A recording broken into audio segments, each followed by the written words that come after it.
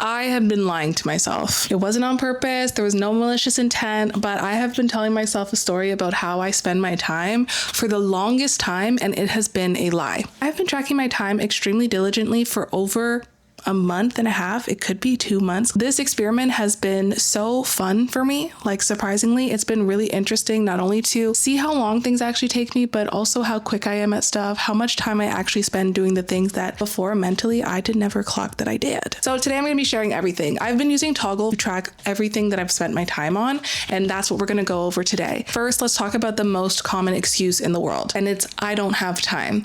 I had said it time and time again, and after this exercise, I'm realizing that the phrase I don't have time is it's simply lack mindset. Even when you think you're the busiest girl in the world, I promise you have time. I've said this so many times, and the thing is, I wasn't lying when I said it. Like, I did genuinely believe it. I felt super busy. I felt like I was getting up at 4 a.m. and going to bed at like 10 p.m.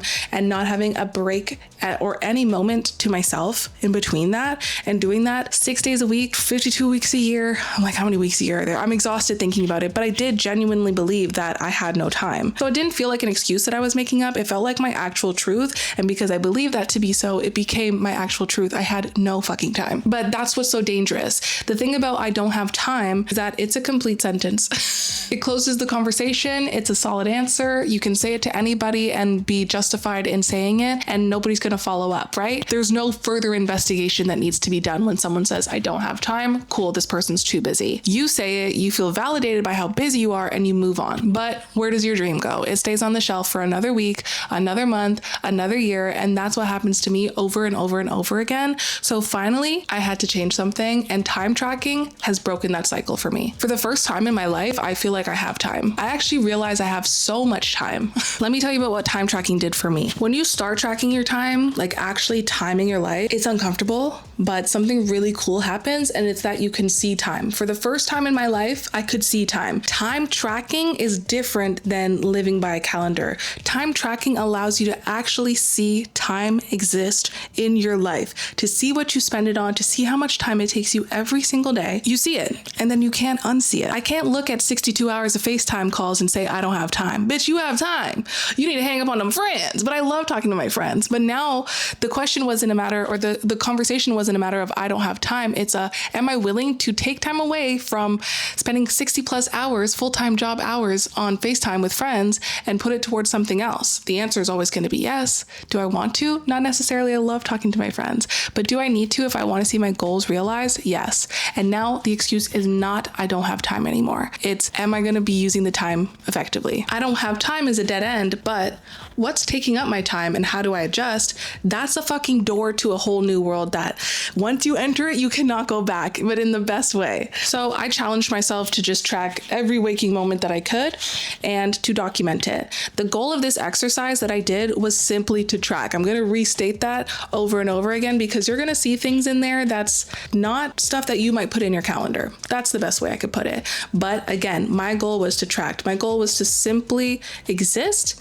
and track that time that I exist and label it, give it some sort of label. All the reports that I'm going to show you, just note that there's a little bit of skew because as each week passed, I decided to get more and more specific about how I tracked my time, which is just a natural part and progression when it comes to tracking your time. It's so much easier for you to get real data on yourself the more specific you are, but that's a case-by-case basis.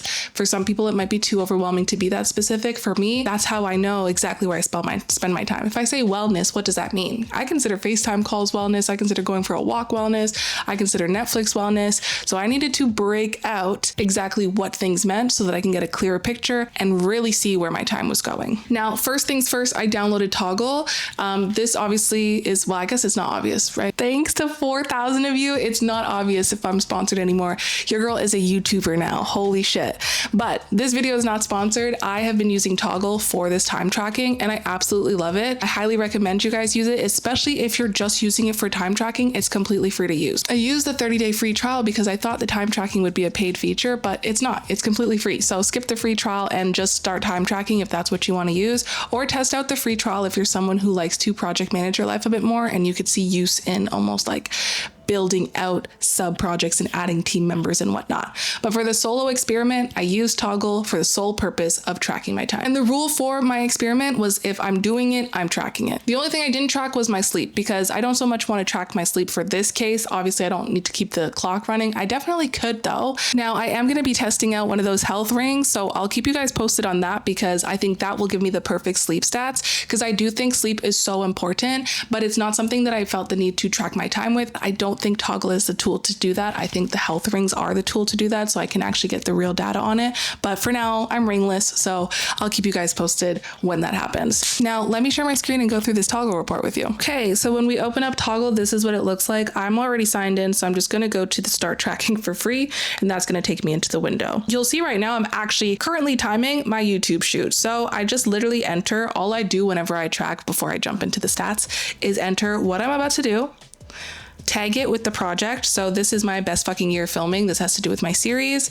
I also give it a sub tag because I am extra organized. So I like to separate my deep work between production versus development.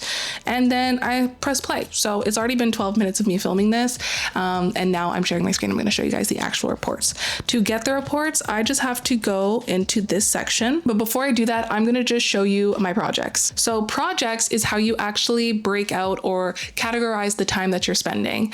The way I look at it is I give myself high level projects. For example, 9 to 5. That's for my 9 to 5. You guessed it. Admin is for anything admin. That's me answering my emails. That's me going through my mail. That's me organizing my file folders or uploading all of my data onto, my photos onto my hard drive. All of those administrative things that I need to do, sending invoices, receiving money, talking to my accountant, kind of the CEO admin role of my life that's tracked under that project. My best fucking year has so many components to it that having a big one size fits all bucket didn't give me enough clarity as to how much time I was spending on what. So I broke it out into filming, my newsletter, my sprint that we are currently in week 2 of. For those of you who've been following for a while, we are active, we're live. It's been so much fun. My strat and ideation, my video editing, my worksheets, and my YouTube publishing. So just the time it takes me to actually upload these things into YouTube, set up my caption, set up my thumbnail, all of that stuff I track separately. My taxes, Italian lessons, because your girl is learning another language. I should share that on here as well. It's been very exciting. But yeah, everything you can give a project, that's the high level sort of bucket that you're tracking your time against. After you do that, you can also tag things. So the tags are as needed. Some of these I don't use anymore. For example, community, I created projects, so I can go ahead and delete that. But for the most part, it helps me even further subcategorize, though I think for the most people, you don't need it. I am tracking bipolar symptoms as well. So sometimes if I'm feeling like I haven't done anything because I'm super maybe manic or just all over the place, I've tracked the time that I just literally do nothing. And then I put potential bipolar symptom. This is because I have an appointment with a doctor in July to further my assessment. So I'm like somewhere in the middle. And I want to have as much data for them as possible so that we can get a clear diagnosis, because if I am in fact bipolar, then my diagnosis of like depression was mistreated in the sense that I shouldn't be taking the medication I'm taking right now, or I should have some sort of mood stabilizers with it. So it's really important for me to give them the full picture so that hopefully I can get the correct diagnosis and then proper treatment plan. That's just a little bit about it. Now, my favorite thing about Toggl is the integrations. Toggl will integrate with your calendar, your Outlook calendar, your Google Calendar,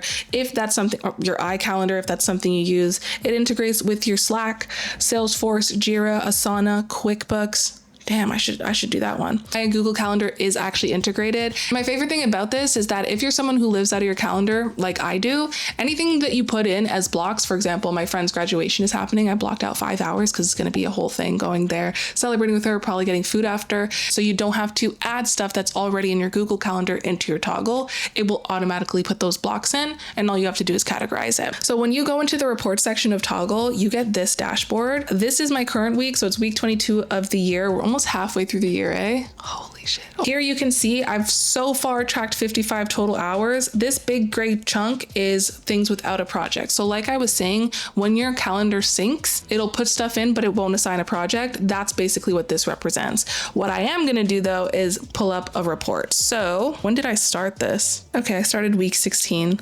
Perfect. So if I go from April 1st to May 31st, I can see here that I started in week 16 of the year. It's currently week 22 of the year. This is all the time I've tracked, which is a total of 556 hours, you guys. I have tracked over 550 hours on this damn app, and I'm so glad that I did. Now, when we look at project distribution, this is my favorite. This is where the information gets really juicy. So what I like to do from here is take a quick look. Now, this is a lot of information to take in. It will give you all of the time you spent, what percentage of your time it actually takes up, 20% of my life, right? Because I've tracked my life now, about 20% of it, well, since I've tracked my waking life, we can assume 20% of my waking life has to do with life ops. For me, life ops are the doing your groceries, doing the laundry, cleaning. So this is where I get even more data analytical, because now we're going to take the information from toggl and we're actually going to put it into Claude. How I do this is just by going to this download button. I download a PDF. When you have toggl premium, you can download a CSV, but I don't really need it. Comment the word Claude below and I will create a tutorial vid on it, because it has absolutely changed my life. I'm obsessed with Claude. I definitely think in this world of AI, Claude is one of the good, useful AIs, but as with any AI, you got to be careful. Limit your usage. I think Claude does a good job of that as well, because it will stop you and be like, you're done for the day. Try again at 5. Yeah, I'm very split with AI. I hate what it's doing to the earth, but I also know that AI is in everything. So I do think that this problem, while I do try to reduce my usage of AI, it is a bigger problem than me not going on Google. The higher powers at play, the governments, bigger institutions have to limit this. They have to regulate this. And that's what's going to kill the earth, is lack of regulation. So while I try to reduce my efforts, I am also a solopreneur, someone who is a one-man team. And I would be lying if I told you guys that I did not use AI, but we'd also all be lying if we acted like we never used AI. AI is in every single thing we do. It's in our banking apps. It's in fucking Google. It's in hospitals. It's in telecommunications. It is literally in everything right now. And I didn't need to add that, but that's my little disclaimer. I am troubled by AI. I also see how helpful AI has been. I see how helpful Claude has been in my journey of just sort of getting my shit together and taking care of all of the things that I need to do to get my goals achieved. So I'm in the middle. Yeah. Don't really have a good answer for you there, but just wanted to add my little take on it. And the more I learn, the more I will continue to add takes. But I know that the effects on this planet has so much more to do with the fact that the people who are running our countries and literally our planet are not regulating this thing, and they're building fucking a billion-acre fucking data centers, generating so much heat, and less to do with us. Like, if I had an actual timer that just said, hey, you get 1 hour of AI a day, I would do it. Done. Like, so they can regulate it and they don't. And I think that that's the major problem.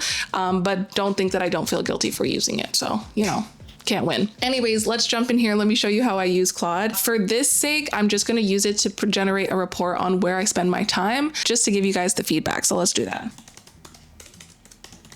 Now with Claude or any AI, the more specific you can be, the better. So I've given it a good amount of meat to take a look at my report so that it doesn't just give a breakdown, but also looks at where I've been spending my time more that should be less. Here's a full breakdown of my data, followed by honest commentary that my audience needs to hear. Bloop, bloop, bloop. And this is the visual I'm talking about too. Like, it gives you visual data. I can physically see my time. The headline number is 556 hours and 61 days is approximately 9 hours tracked per day every single day, which is very on brand for me.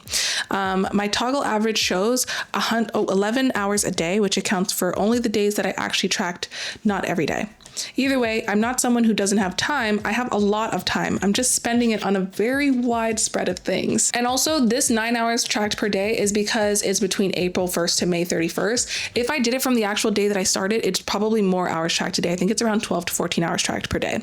Total hour tracked, 556 hours. My peak week, I tracked 103 hours. All projects by hours with a little bit of these commentary tags is really interesting to see.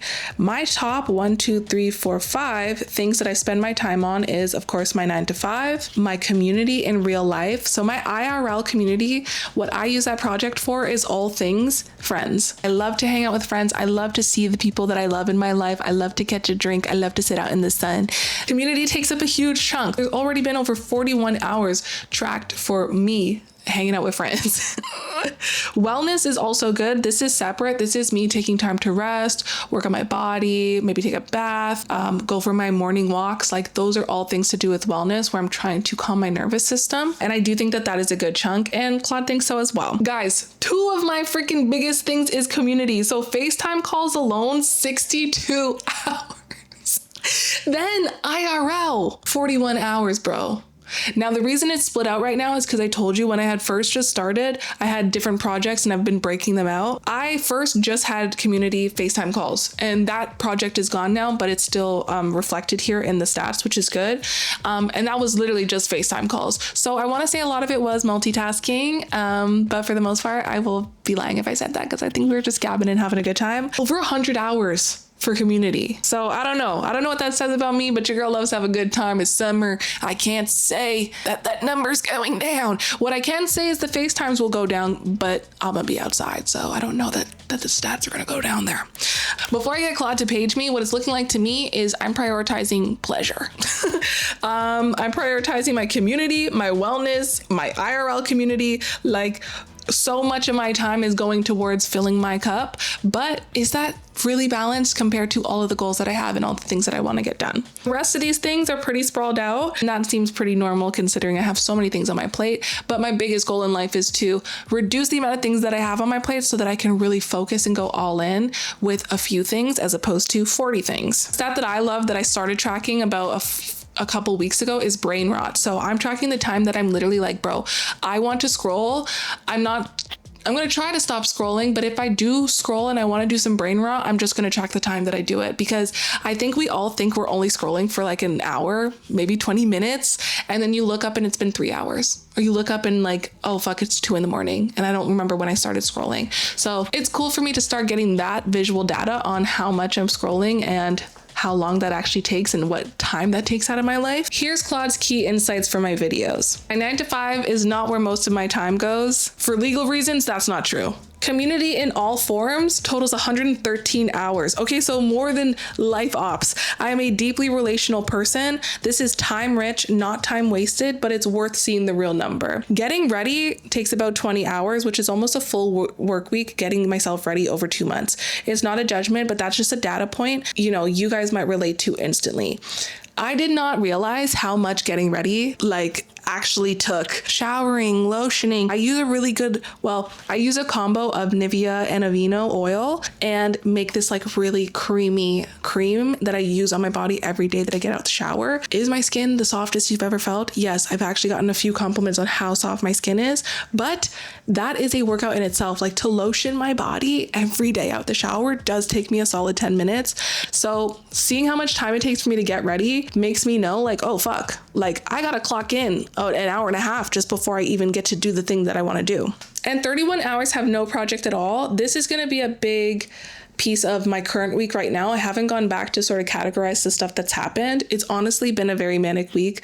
I don't think I got much done except for have a good time and hang out with my friends. Now let's talk about the I don't have time myth and what my data actually proves. I just tweaked the report so that it shows that I actually started tracking week 16. So it does work out to about 46 days that I tracked all of my time, which works out to about 12.4 hours tracked per day. This means that life ops average 2 hours and 26 minutes every single day. Community, all forms, 2.5 hours every day.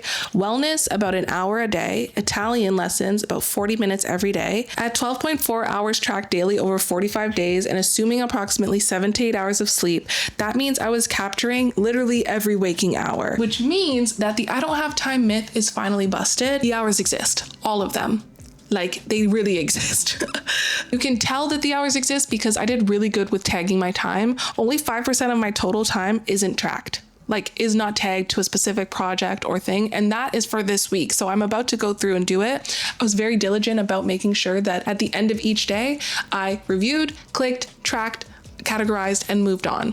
Toggl makes that really easy because it'll show you in gray what's not tracked. So when your calendar in Toggl looks very colorful, you know you tracked your time. And if it's got a whole lot of gray, you know you need to categorize so that you can get some real data. Now, when it comes to reflecting, while it was an experiment that I planned to only do for 30 days, as you guys can see, I've already tracked 45 and I don't plan on stopping. Being able to physically see the time that I have in my life and where I spend it has been so crucial for me to be able to plan my week properly even. If nothing else, I don't now plan 700 million things to do in a day because I know that I take a lot longer to edit a video or draft an email or clean up my inbox than I actually thought. It helps reduce that cognitive dissonance, which creates the I don't have time freaking statement to begin with. You do have time. You just don't believe it because you're creating a reality in which you actually think you're taking a certain amount of time to do all of the things that you're so busy with, but it's simply not true. And if you start tracking your time, you'll get one step closer to finding out what the truth actually is. At the end of the day, you cannot optimize what you cannot see. And you cannot fix a story that you're still telling yourself. The first step to building the life you want is getting completely honest about the life you have. And the best way to look at the life you have is to look at your motherfucking calendar. So if you do not have a calendar, this is your sign to start today. I use my Google Calendar. It's free. Use whatever works for you. Download it onto your phone and start making the practice of planning and putting everything you do in your calendar. Now, when it comes to blocking your calendar, things that are recurring is what should be blocked. For example, I have Italian lessons once a week for about 4 hours. I block on that day because I include the travel time for me to catch the train and go to the city and then sit in the class and then come home. So I block a certain amount of time that I know I'm not going to be doing anything else. And I put that recurring for the program that I have. So it's an 8-week program. I set my calendar recurring for 8 weeks and it's done. One and done. Do that for all of the things that are recurring in your life. If you know you have a 9 to 5 and you aren't able to do anything else during that 9 to 5, block that time.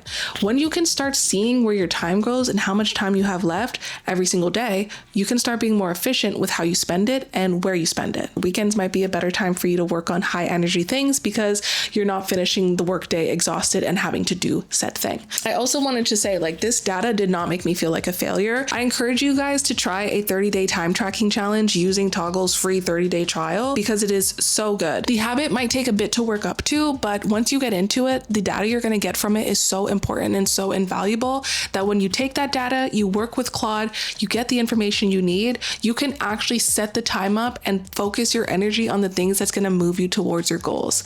I know this video is a little bit different from my usual biffy content, but this is really the season of doing and executing and building the container, and time is a huge container to achieving any goals. Time is always one of the pieces of the formula to achieving your goals. It's time plus effort plus interest plus all of those things. Time will always be there because time's always going to pass. How can we set up the best container so that you can look at your calendar and know your priorities, your self-respect, all of the things that you care about creating when you're building that identity of future you, which you're living right now, is accounted for and it has time allotted for. You can't become her if you don't make time for her. And you can't make time for her if you have no concept as to where your time is going. Sorry, I can rant about this forever, but I'm just so excited about the results that I'm getting that I want you guys to feel that way too. To simply time track is not to have it all figured out. It is simply to time track. So I don't want to hear any excuses. All I want you to do is press play. At this point, I'm not asking you to change a thing. I'm simply asking you to type what you're doing and press play and then press stop when you're done it. And then when you're doing another thing like scratching your ass for 20 minutes, type scratching my ass, press play, scratch your ass as long as it takes you to scratch your ass. And when you're done, press stop and do that for 30 days. Come back, and if you guys want that video that I mentioned, comment Claude. Hopefully that video will be up for you already and you can see what to do with that information next. Now, as with any best fucking year episode, I created a free worksheet for you guys. This worksheet is really a Toggl setup guide. It's going to show you guys exactly how I categorized my time, what projects I created, not all the specific ones to me, but at least the big chunks that I would want you guys to set up as you do them, and of course customize as you continue.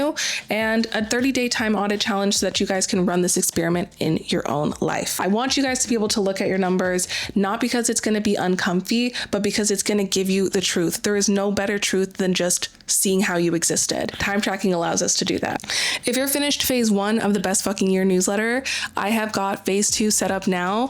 This is a few weeks into phase 2, so it won't be the first email you get, but you will be getting 1 email per week, giving you the worksheet, the topic, the video to watch, If you're on this page by now, you know what the ecosystem is. And if you're new here, I'm so glad you're here. Please press subscribe. Please stick around, because this is the channel and the page where you make this your best fucking year through intentional action. Whatever goal you have, you're achieving that shit.